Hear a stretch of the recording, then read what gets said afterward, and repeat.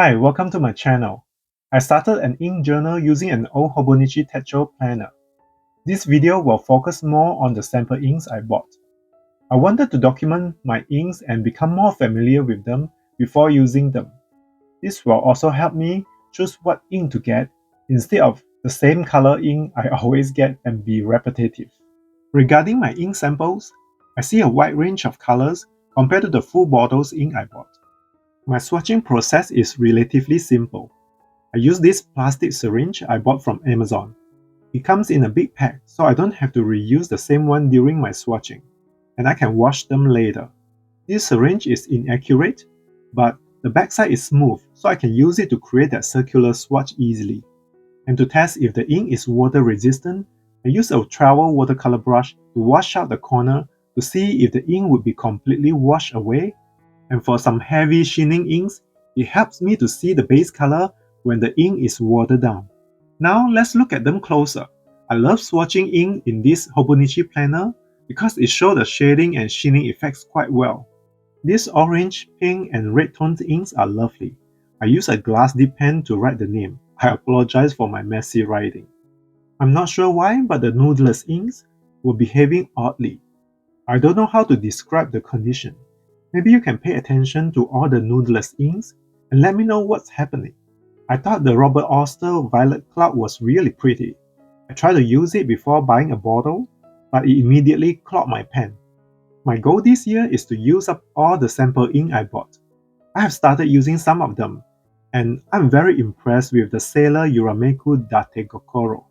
The color is both blue and purple. It's so fascinating. And of course, I'm very impressed by most of the diamine ink. The quality is consistent and the color options are endless. The Cafe Crema is a popular one. I do love brown ink. Should I get one? Surprisingly, I don't have too many ink samples. Since I love using my ink to draw, I prefer buying full bottles. The bigger the better. Throughout this swatching section, I kept seeing impressive Sailor ink. They seem to be unique and have interesting ink properties. I don't think I like what I'm seeing with nodeless ink. It's weird. I'm careful not to contaminate my ink when I use them. So, I'm not sure what happened. I probably won't buy more for this reason. Anyway, recently I started to love blue ink. Look at this Sailor Shikori Soten. The color is out of this world. I will see if I can get more Japanese fountain pen ink when I go to Japan at the end of this month. I heard it's a lot cheaper there. Due to the recent events, I'm quite nervous about my trip. If you have tips on how to stay calm in flight, please let me know. Also, as someone who suffers from depression, it's not easy to get through my days without feeling anxious.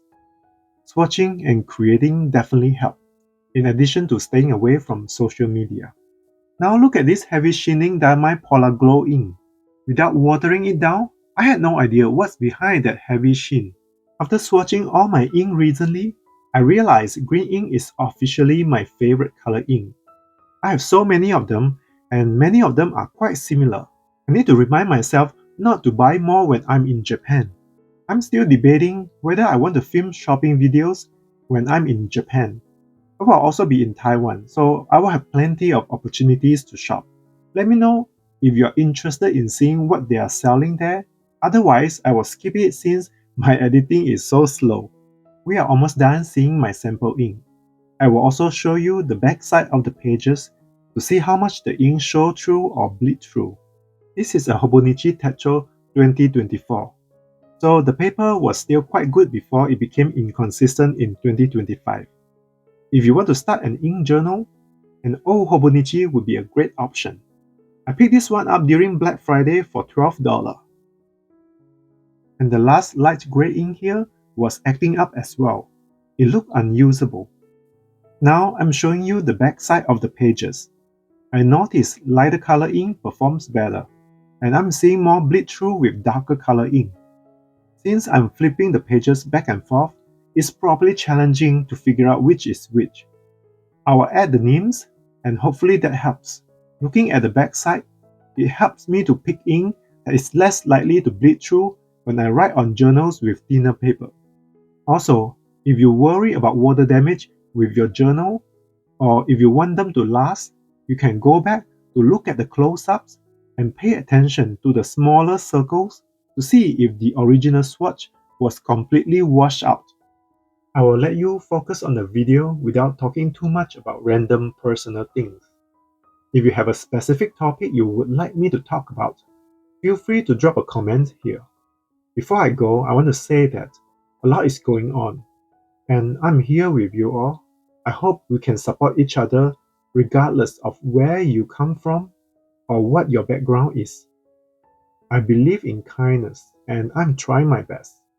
Anyone who tells you to bully or to be mean may want to know it's not going to be healthy for your mind and body in the long term. Be kind and believe in the good of people. Thanks for listening. I hope your day is filled with hope and joy. Bye.